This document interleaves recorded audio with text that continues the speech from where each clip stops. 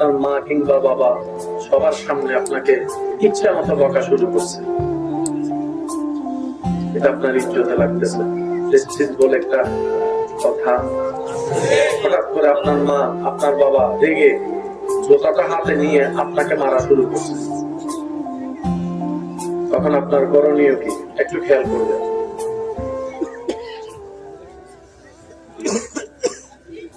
মা যখন পিটাবে, বাবা যখন পিটাবে, আপনার কাজ হচ্ছে মাথাটা নিচু করে, চোখটা নিচু করে দাঁড়ায় থাকা। আমি শুনি নাই। বন্ধু এসে পিছন থেকে বলে, কিরে প্রতিবাদ করবি না অন্যায়ের? তোর কি শক্তি নেই? তোর কি মুখ নেই? আপনি উত্তরে বলবেন, আমার রবকে খুশি করার জন্য আমি সব করতে রাজি আছি, আমার রবকে খুশি করার জন্য সব সহ্য করতে রাজি আছি, আমার রবকে খুশি করার জন্য আমি সব মেনে নিতে রাজি আছি। এবার বন্ধু বলে, তুই এখানে রব পেলি কোথায়? এটা তো তোর মা, এটা তো তোর বাবা, এখানে রবের খুশি কোন জায়গায় জড়িত খুঁজে পেলি? এটা তো নামাজ নয়।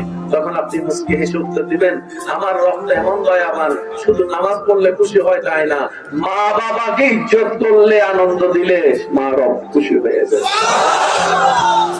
আমার মা আমাকে 1 লক্ষবার জোতা দিয়ে পিটাইলো, আমার ইজ্জত বিন্দু পরিমাণ কমবে,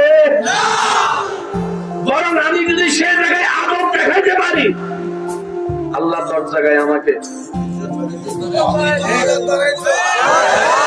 আমি যুবকের আওয়াজ চাচ্ছি, যুবক ভাইয়ের আওয়াজ দিয়ে বলেন সুবহানাল্লাহ। মা যখন রাখবে, বাবা যখন রাখবে, রাইট হোক আর রং হোক,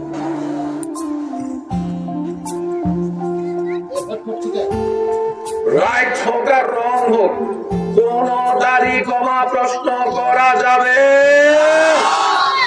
যদি সিচুয়েশন এমন হয় 10 জনের সামনে মা বাবা পিটাইতে, আপনার কাছে আদব দেখায়া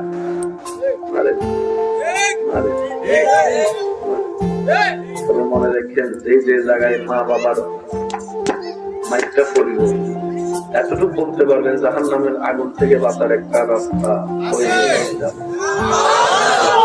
আমি শুনিনি। আল্লাহ শুধু কারণ খুঁজতে থাকে, বান্দারে কেমনে জাহান্নাম থেকে জান্নাত দিব। সব বান্দারে চাই আল্লাহ জান্নাত দিতে, এরপরও যদি আমরা জান্নাত না পাই,